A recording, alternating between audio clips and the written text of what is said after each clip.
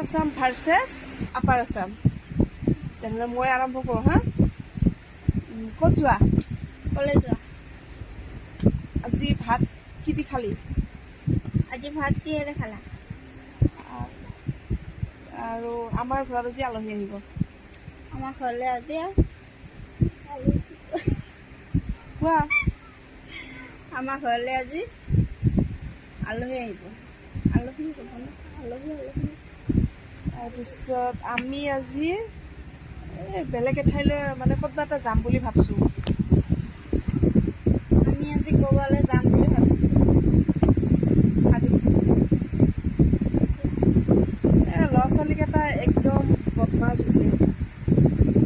ল'ৰা ছোৱালী বেলেগ কোৱা একো নহয়, কোৱা। বেলেগ ক'বলৈ নাজানা তাৰমানে এইটো।